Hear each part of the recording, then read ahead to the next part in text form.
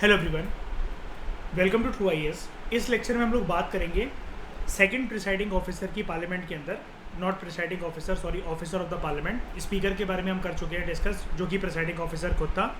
अब उसी से मिलता जुलता उसकी परछाई डेप्यूटी स्पीकर ऑफ लोकसभा, ठीक है।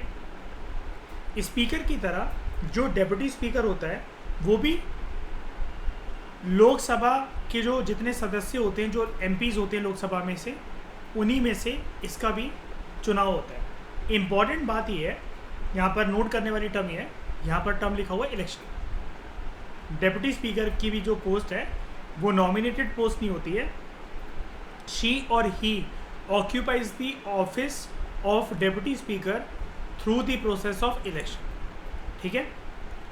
इसका इलेक्शन जस्ट इमीडिएटली स्पीकर के इलेक्शन के बाद हो जाता है, क्योंकि स्पीकर का इलेक्शन तो बहुत इंपॉर्टेंट है ही। याद है ना, प्रथम ने हमने देखा था कि फर्स्ट सिटिंग जैसी होगी लोकसभा की, उसके बाद उसका चुनाव होगा, क्योंकि डेकोरम एंड डिसिप्लिन को मेंटेन करने के लिए स्पीकर होना चाहिए। एंड स्पीकर अगर किसी हालातों के अंदर अगर टपक गया, ठीक है, तो उसके लिए इमीडिएटली फिर चुनाव हो जाता है डेप्यूटी स्पीकर का। जो डेट होती है इलेक्शन की डेप्यूटी स्पीकर की, वो फिक्स करी जाती है स्पीकर के द्वारा। जबकि स्पीकर की चुनाव की डेट कौन फिक्स कर रहा था? कौन? प्रेसिडेंट। प्रेसिडेंट रिस्पॉन्सिबल था जो इलेक्शन डेट थी किसकी? स्पीकर की। यहाँ पर कौन? डेप्यूटी स्पीकर की इलेक्शन डेट कौन फिक्स कर रहा है? स्पीकर। जब भी डेप्यूटी स्पीकर का ऑफिस जो होता है वो वेकेंट हो जाता है, उसके अंदर वैकेंसी आ जाती है, लोकसभा एक और नए मेंबर को इलेक्ट कर लेती है उस वैकेंसी को फिल करने के लिए। क्या यही सेम प्रक्रिया श्रेया स्पीकर के कंटेक्स्ट में भी लागू होती थी? वैकेंसी के दौर उसके वैकेंसी के टाइम पे बात कर रहा हूँ मैं। नहीं, कुछ टाइम के लिए आएगा ना वो तो। अब ये थोड़ी ना कि उसको, है ना। हाँ, क्योंकि देखो हमारे देश में ना एक चीज़ होती है अर्पित, एक चीज़ आप जानते हो, संवैधानिक प्रक्रिया के अनुसार हमारे देश में कोई भी संवैधानिक जो कुर्सी है, जो पोस्ट है, वो खाली नहीं पड़ी रहनी चाहिए। इसलिए हम लोग हमेशा ना एक परछाई ज़रूर बनाते हैं, जैसे प्रेसिडेंट के लिए वाइस प्रेसिडेंट, है ना, और स्पीकर के लिए डेप्यूटी स्पीकर, ऐसे बहुत सारे डेप्यूटी या फिर वाइस करके बहुत सारी पोस्ट होती है हमारे देश में। क्योंकि ये चीज़ होती है हरनीत, हम कोई भी संवैधानिक पोस्ट, संवैधानिक कुर्सी खाली नहीं छोड़ते हैं कभी भी, ठीक है। इमीडिएटली उसको फिल करा जाता है। स्पीकर की तरह डेप्यूटी स्पीकर भी अपने ऑफिस में तभी रहता है, ठीक है, usually during the life of the Lok Sabha. Lok Sabha की लाइफ कितनी होती है? 5 ईयर्स। ये 5 ईयर्स किस दिन से काउंट होता है? फर्स्ट डे किस दिन से काउंट होता है? फर्स्ट डे को ऐसा क्या होता है? Very good, very good. याद रखना शेयर, जिस दिन शपथ लेते हैं ना ये सांसद, एफर्मेशंस, ठीक है, उस दिन से फर्स्ट डे काउंट होता है, ठीक है। अच्छा, 5 साल सक्सेसफुली अगर कंप्लीट हो गए, 5 साल सक्सेसफुली अगर कंप्लीट हो गए, सक्सेसफुली मैं क्यों कह रहा हूँ, बीच में किसी भी वजह से लोकसभा भंग नहीं हुई, तो हम उसको क्या ये कहेंगे? क्या मैं ये टर्म यूज़ कर सकता हूँ? अगर 5 साल लोकसभा के नॉर्मल तरीके से चलते चलते ख़त्म हो गए एंड अब चुनाव का टाइम आने वाला है, क्या मैं डिज़ोल्व वर्ड यूज़ कर सकता हूँ लोकसभा के लिए? डिसोल्यूशन वर्ड यूज़ कर सकता हूँ कि लोकसभा डिसॉल्व हो गई? बोल सकता हूँ श्रेया, बोल सकता हूँ? 5 साल नॉर्मल तरीके से कंप्लीट हो गए हैं, कुछ भी बीच में आपत्ति नहीं आई है, कुछ भी बाधा नहीं आई है, नॉर्मल तरीके से कंप्लीट हो गए एंड अब अगले चुनाव की बारी है। लेकिन फिर भी जिस दिन 5th ईयर का लास्ट डे खत्म हो गया, क्या मैं ये बोल सकता हूँ लोकसभा का डिसोल्यूशन हो गया, लोकसभा डिसॉल्व हो गई?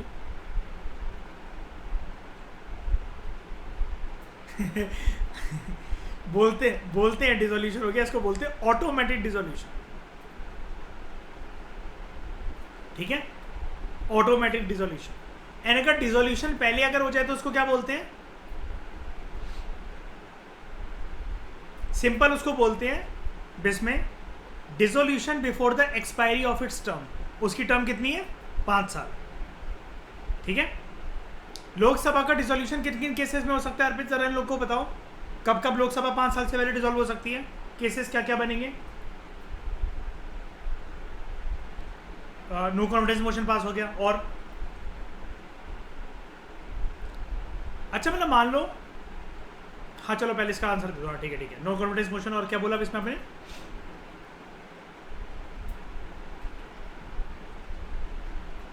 अपना अपना माइक सही तरीके से यूज़ करो, जैसे उस दिन यूज़ कर रहे थे, बकवास आवाज़ आ रही है, मूड खराब करने वाली। पीएम रिजाइन कर दो, और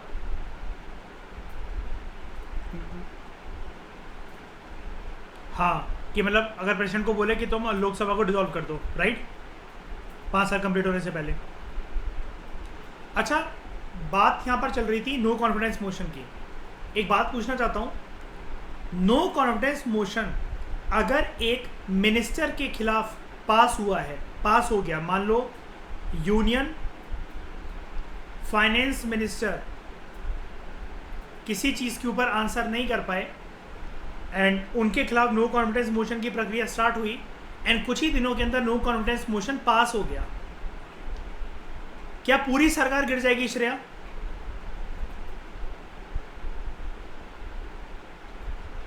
श्रेया बताओ, पूरी सरकार गिर जाएगी? गिर जाएगी। क्या, क्यों गिर जाएगी? इसके लिए क्या फ्रेज यूज करा जाता है? वेरी गुड, लेकिन इतनी अंग्रेजी ना हजम नहीं होती श्रेया मेरे को। कलेक्टिव रिस्पॉन्सिबिलिटी, क्योंकि देखो श्रेया, मैं हूँ चंबल की पैदाइश, तो मुझे रेवोल्यूशनरी बातें करना पसंद है। ये अंग्रेजी टर्म्स ज़्यादा ना समझ में आते नहीं है मुझे।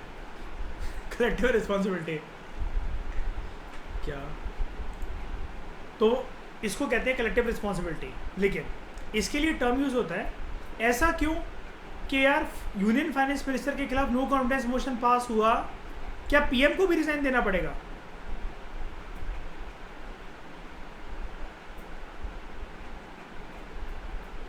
क्यों श्रेया? मतलब ये तो वही वाली बात हो गई, हम तो डूबे सनम, साथ में तुम्हें भी ले डूबे।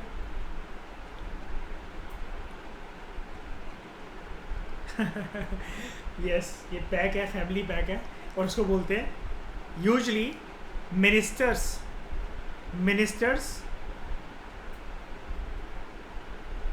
swing and sink together, ऊपर भी साथ में उठते हैं, नीचे भी साथ में गिरते हैं, एंड इसी प्रक्रिया को हम लोग बोलते हैं कलेक्टिव रिस्पॉन्सिबिलिटी। समझ में आई ये चीज?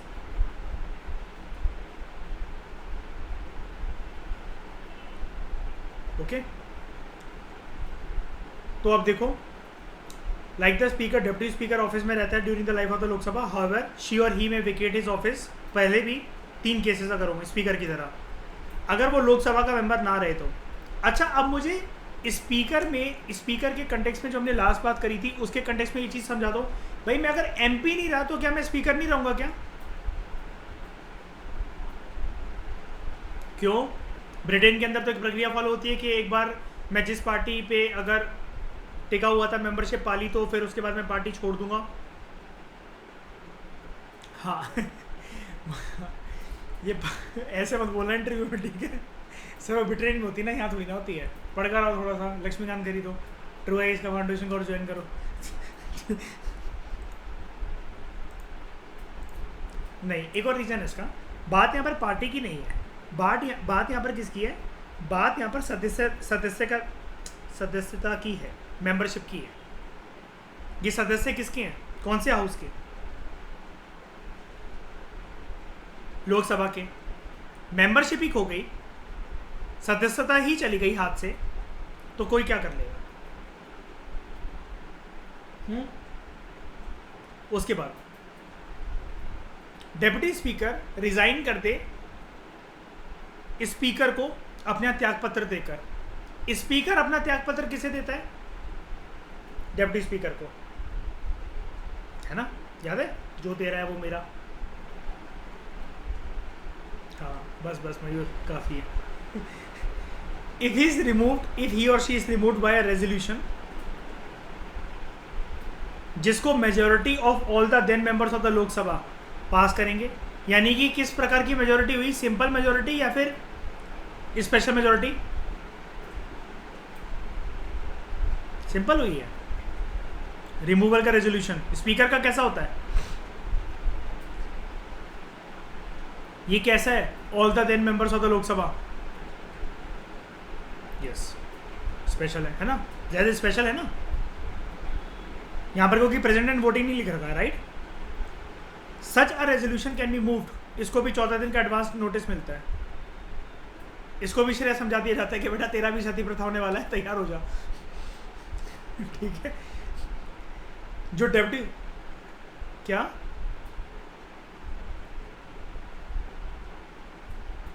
नहीं, डेप्यूटी स्पीकर की तो बात हो रही है. ये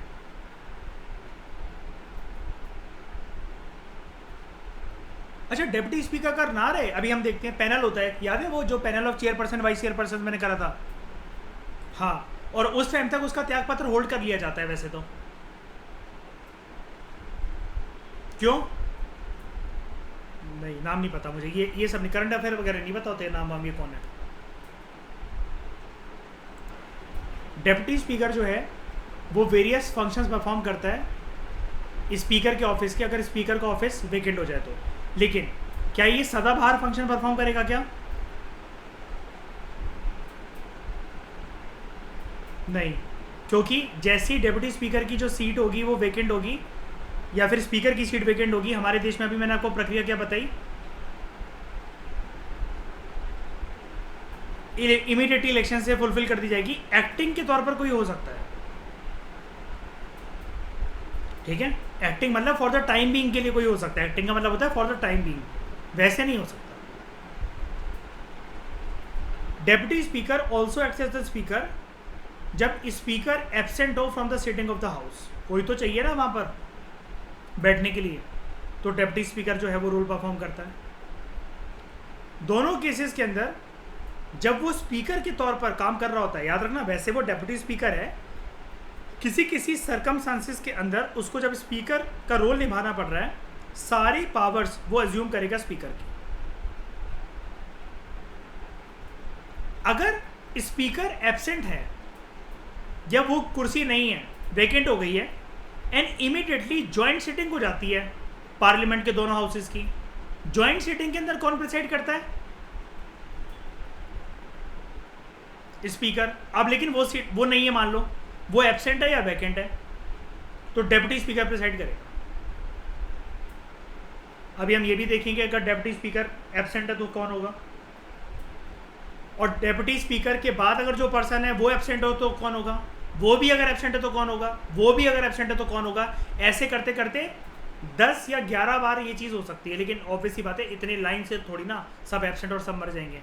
उसको अभी हम देखते हैं उसके लिए बैकअप प्लान क्या होता है. यहाँ पर ये चीज़ देखने वाली है, जैसा कि याद करो श्रेया, एक क्लास में मैंने आपसे पूछा था पीएम बड़ा है कि क्लर्क बड़ा है, आईएएस ऑफिसर बड़ा है या फिर आईपीएस ऑफिसर बड़ा है, हाई कोर्ट बड़ा है कि सुप्रीम कोर्ट बड़ा है ना. हम लोग कभी भी ये नहीं कहते कि कौन बड़ा है कौन छोटा है.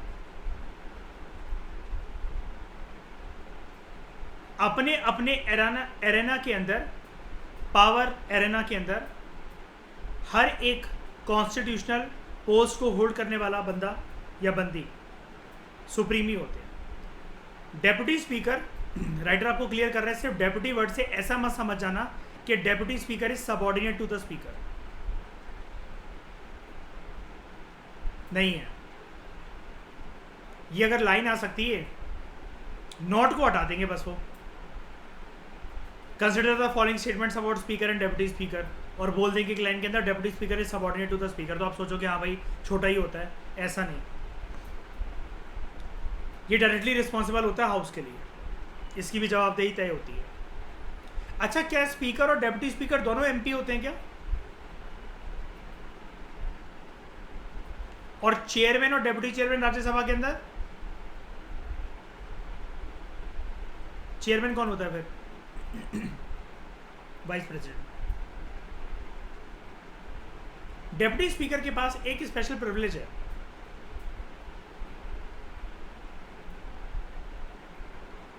ये बड़े सारे एग्जाम्स के अंदर प्रीलिम्स का क्वेश्चन बन सकता है।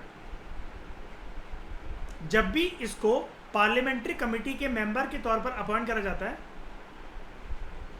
ऑटोमेटिकली उसका चेयरमैन बन जाता है। ध्यान से समझना इस बात को, मतलब इसको चेयरमैन बनाने की जरूरत नहीं है। स्पेशली कभी नहीं बोला जाएगा कि हम आपको एक पार्लियामेंट्री कमेटी का, किसी पार्लियामेंट्री कमेटी का चेयरमैन बनाने जा रहे हैं। बस ये जैसे ही उसका सदस्य बना, थंब रूल यही होगा कि भाई साहब इस पार्लियामेंट्री कमेटी के अंदर डेप्यूटी स्पीकर जो हैं वो इन्वॉल्व हैं, वो मेंबर हैं उसके। अगर वो मेंबर हैं तो वो चेयरमैन बन जाएंगे ऑटोमेटिकली। स्पीकर की तरह डेप्यूटी स्पीकर भी जब वो हाउस को प्रिसाइड कर रहे हैं, वो फर्स्ट इंस्टेंस के अंदर वोट नहीं कर सकते, कास्टिंग वोट अपना डाल सकते हैं इन केस ऑफ टाई। यानी कास्टिंग वोट क्या होता है? कौन सा इंस्टेंस? Second instance. स्पीकर की तरह ही जब इनको रिमूव करने के लिए रेजोल्यूशन जो हो वो लोकसभा में अगर घूम रहा हो, लोकसभा की कंसिडरेशन में हो, उस टाइम पर डेप्यूटी स्पीकर लोकसभा की किसी भी सिटिंग को प्रिसाइड नहीं कर सकते, वहां पर प्रेजेंट जरूर हो सकते हैं। अब क्या होगा अगर स्पीकर आया हुआ है आज लोकसभा में बैठने के लिए और डेप्यूटी स्पीकर भी आया हुआ है, तो इन दोनों में से बड़ा कौन है?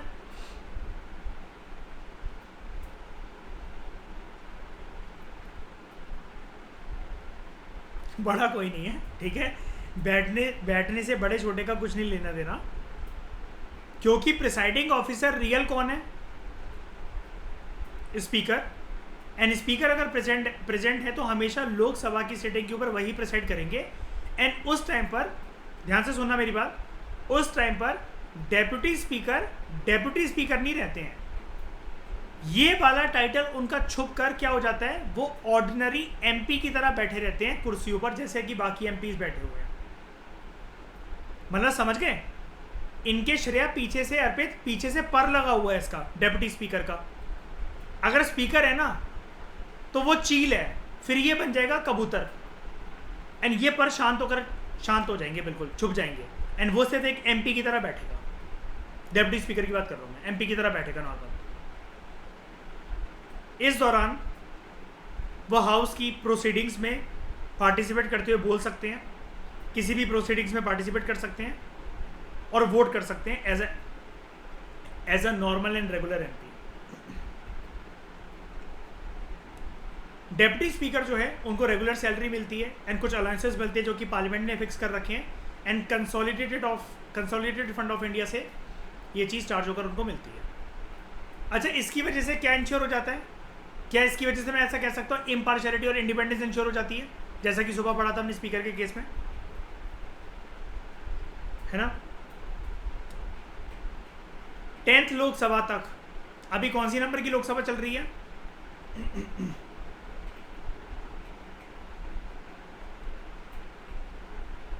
15th के 16th के 17th कौन सी लोकसभा चल रही है अभी? पता करके बताना होगा क्या आपका। 10वीं लोकसभा तक दोनों स्पीकर और deputy speaker usually ruling party से हुआ करते थे। जैसा कि अर्पित ने अभी बताया था, 11th लोकसभा से जनरल लोकसभा के अंदर एक कंसेंसस आया कि जो स्पीकर है वो रूलिंग पार्टी से होगा and deputy speaker opposition party से आना चाहिए।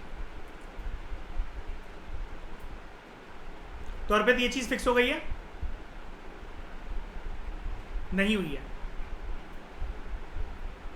ये सिर्फ कंसेंसस है, कन्वेंशन है ये एक तरीके से। ये नया कन्वेंशन बन गया 10वीं लोकसभा से। जनरल अंडरस्टैंडिंग है बस इनकी इम्पार्शियलिटी और इंडिपेंडेंस को सुनिश्चित करने के लिए।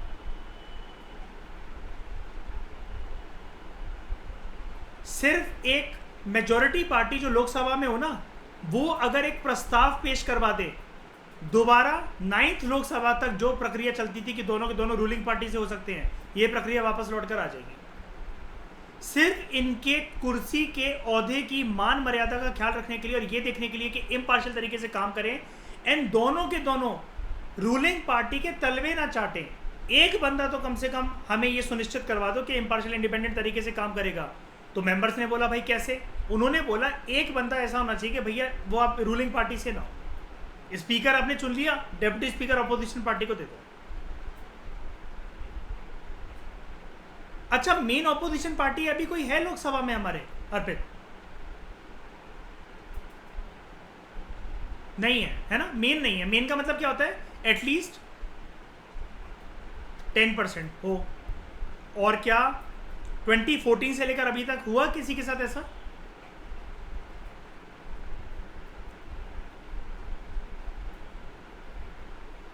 फोर्टीन से 19 में था, लेकिन 19 से अभी तक 23 तक नहीं है ना? इस पूरे कार्यकाल में नहीं है। जब मेन ऑपोजिशन पार्टी नहीं है तो वो क्या चुन सकते हैं डेप्यूटी स्पीकर को? इसलिए ये पोस्ट जैसा कि आपने कहा था ये वेकेंट है। अच्छा, इससे पहले कौन थे वैसे? किसी को पता है क्या? मतलब मैं नाम जानना चाह रहा हूँ एक्चुअली।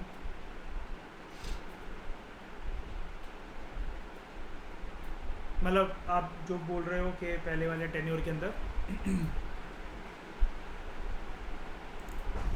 तो लास्ट जो अभी तक डेप्यूटी स्पीकर जो थे हमारे देश के अंदर वो ये थे M Thambidurai from AIADMK party. ठीक है,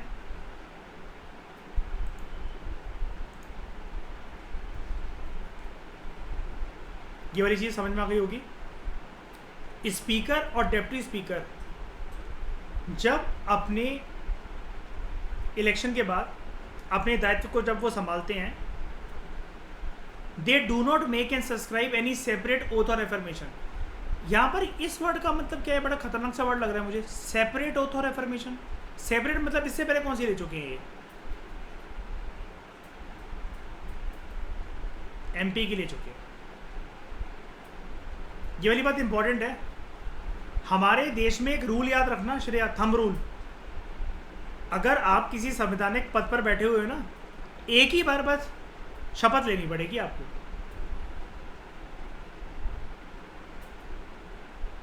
ओके, वो सेपरेट ओथ और एफर्मेशन नहीं लेता। अच्छा, मतलब मान लो कि स्पीकर जो है वो टपक गया, डेप्यूटी स्पीकर को संभालना पड़ रहा है इसका पद, इलेक्शन भी नहीं हो रहे स्पीकर के, बहुत टाइम हो गया, किसी भी परिस्थिति की वजह से मान लो साल, 1.5 साल, 3 साल, 4 साल हो गए, मान लो ये स्पीकर की कुर्सी को संभालेगा, तब तक ये लेगा उस टाइम पर स्पीकर की कुर्सी को संभालने के लिए सेपरेट ओथ और एफर्मेशन?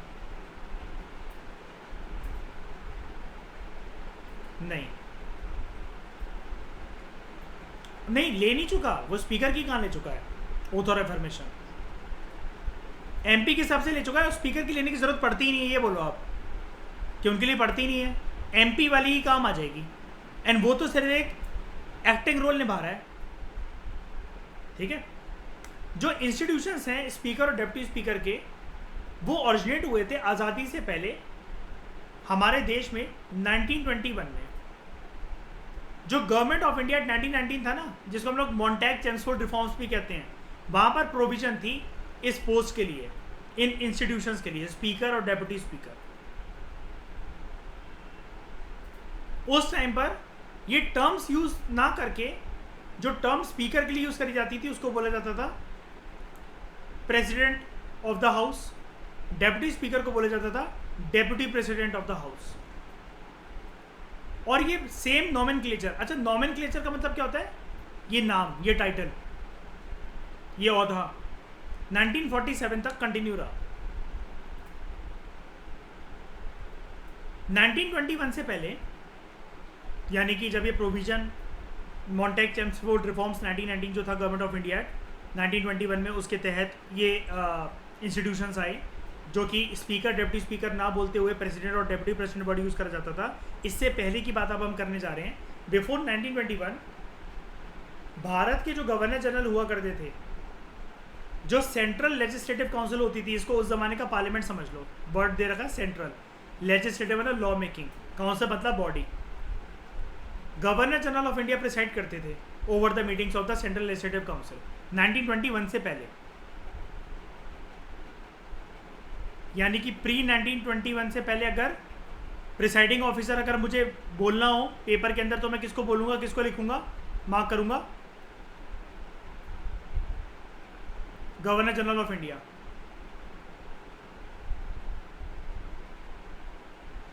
ठीक है, अब अगर मुझे 1921 के अंदर बोलना हो तो क्या इस टाइम पर स्पीकर और डेप्यूटी स्पीकर की पोस्ट आ चुकी थी क्या under the provisions of government of India at 1919? आ चुकी थी, बस टर्म दूसरी यूज होती थी, प्रेसिडेंट और डेप्यूटी प्रेसिडेंट। तो हुआ क्या, साल 1921 के अंदर जो गवर्नर जनरल ऑफ इंडिया थे, ठीक है,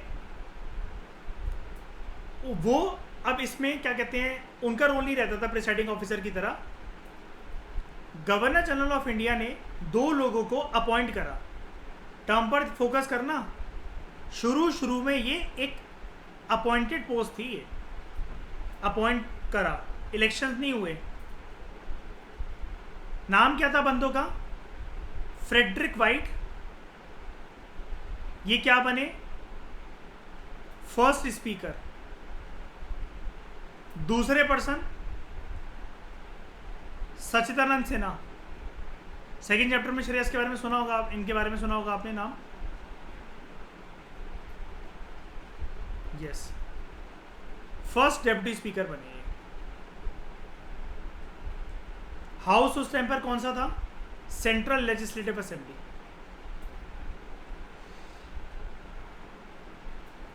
क्या सेंट्रल लेजिस्लेटिव असेंबली ही कॉन्स्टिट्यूएंट असेंबली था क्या?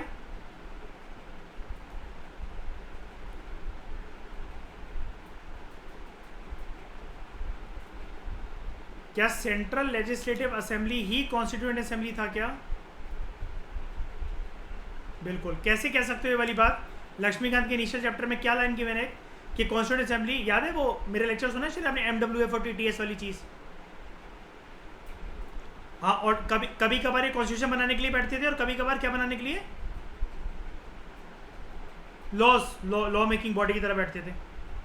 ये याद रखना, इनिशियल चैप्टर में जो चीज़ गिवन नहीं है यहाँ पर नोट कर लेना श्रेया, और इसको उठाकर पटक कर उधर डाल देना इनिशियल चैप्टर्स में, वहीं पर। हाँ, इसलिए मैं कह रहा हूँ कि उठाकर डाल देना, इसलिए मैंने यहाँ पर जिक्र करा उसको। ठीक है, 1925 में क्या हुआ?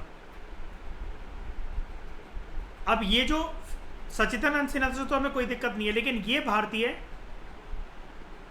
फर्स्ट डेप्यूटी स्पीकर बना। अभी तक कोई हमारे पास फर्स्ट इंडियन स्पीकर नहीं था, ये तो अंग्रेज बन गया था, फ्रेडरिक वाइट। तो Vithal Bhai J Patel first Indian and first elected speaker बनते हैं सेंट्रल लेजिस्लेटिव असेंबली के। देख रहे हो, प्रक्रिया चेंज हो गई। इंडियन बने वो तो चलो बात ठीक है, बन गया होगा, चलो हमें क्या लेना देना, लेकिन ये फर्स्ट इलेक्टेड स्पीकर बने। ये पैराग्राफ थोड़ा फैक्चुअल है एंड क्रोनोलॉजी आपको सेट करनी पड़ेगी याद कर करके, तो थोड़ा सा इसको अच्छे से कंसोलिडेट कर लेना। उसके बाद क्या होता है, भारत अधिनियम 1935 आता है, गवर्नमेंट ऑफ इंडिया 1935। अब नॉमेनक्लेचर चेंज हो गए। ये जो फर्स्ट इलेक्टेड स्पीकर है ना, लक्ष्मीकांत भी फिर 10 तरीके की बातें करता है ना, जो जहां बातें लिखनी चाहिए फिर वो लिखता नहीं है, फिर कहता है ऐसा नहीं था, वैसा नहीं था, ऐसा था, वैसा था। अब ये फर्स्ट इलेक्टेड स्पीकर ना होकर ये एक्चुअली फर्स्ट इलेक्टेड प्रेसिडेंट है, क्योंकि उस टाइम पर प्रेसिडेंट जो है वो यूज़ करा जाता था वर्ड। अगर हमसे कोई पूछे प्रेसिडेंट को president of the central legislative assembly and vice president of the central legislative assembly, इसका नॉमेनक्लेचर चेंज होकर, नाम चेंज होकर कब स्पीकर और डेप्यूटी स्पीकर आता है, तो वो आता है गवर्नमेंट ऑफ इंडिया एक्ट 1935। लेकिन something which sounds like president and deputy president of central legislative assembly,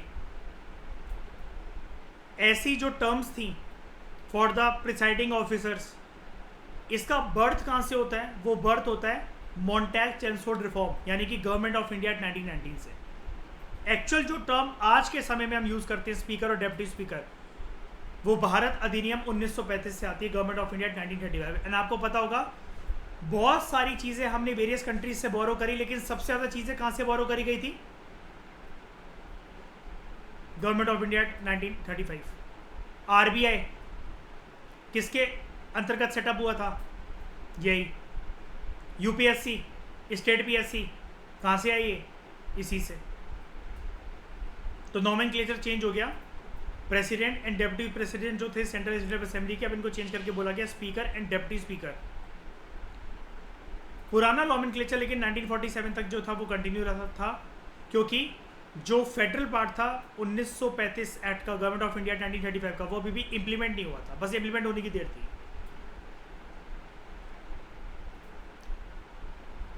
तो जब पहली लोकसभा का गठन होता है हमारे देश में, फर्स्ट लोकसभा कब जो है वो बनती है हमारे देश में, इलेक्शंस कब हुए?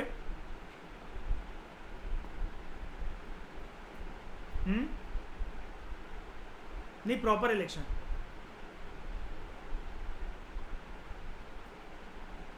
बताओ। उसको बोला जाता है एक्चुअली 1951 टू 52, लेकिन प्रॉपर इसको बोला जाता है 1952 के इलेक्शन। क्यों बोला जाता है बताओ? पोस्ट इंडिपेंडेंस वाली बुक में क्या बताया था मैंने? हाँ, ज़्यादातर वोटिंग जनवरी महीने में 1952 में हुई थी। अच्छा, इससे पहले एक बारी चुनावी प्रक्रिया हो तो गई थी 1950 में, इसका क्या हुआ? इसका क्या हुआ था? नेहरू जी ने क्या बोला था? इन इलेक्शंस को इनवैलिड करार दे दिया जाए। क्यों?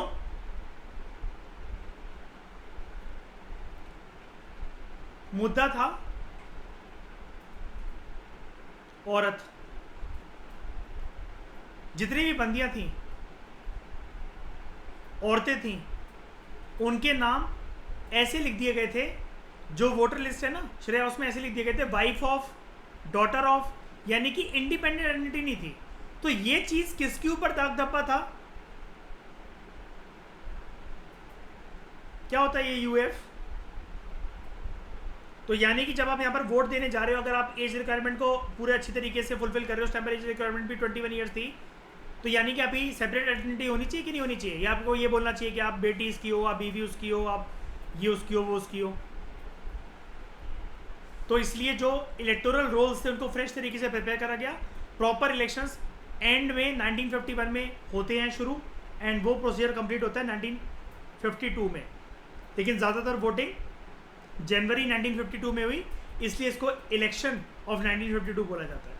ठीक है। उसके बाद जब पहली लोकसभा का गठन होता है, तो यहाँ पर GB Mavalankar and Anantha Sayanam Ayyangar, GB Mavalankar बनते हैं फर्स्ट स्पीकर एंड अनंथा सयम अयंगर बनते हैं first deputy speaker of the newly constituted Lok Sabha in 1952। GB Mavalankar के इतिहास की अगर हम लोग बात करें थोड़ी सी, इन्होंने स्पीकर की पोस्ट संभाली थी, स्पीकर की पोस्ट पे थे इन द कॉन्स्टिट्यूएंट असेंबली या सेंट्रल लेजिस्लेटिव असेंबली, बात एक ही है ना। Sometimes because it met as constitution making body, sometimes as law making body, जिसको मैं हमेशा श्रेया अनऑफिशियल या एक्सप्लेनेटरी वे में कहता हूँ। मंडे वेडनेसडे फ्राइडे इस तरीके के मतलब कुछ काम करने के लिए मिलते थे, कॉन्स्टिट्यूशन बनाने के लिए हो सकता है, and Tuesday Thursday Saturday act वगैरह पास करने के लिए, बनाने के लिए, एज वेल एज जो प्रोविजनल पार्लियामेंट था उधर भी ये स्पीकर के तौर पर ये थे। He held the post of Speaker of the Lok Sabha continuously for 10 साल, 1 decade, from 1946 आज़ादी से पहले प्रोविजनल पार्लियामेंट में टू 1956 आज़ादी के बाद। ठीक है, समझ में आए? इस डिस्कशन में फिलहाल इतना ही। Thank you very much for discussion.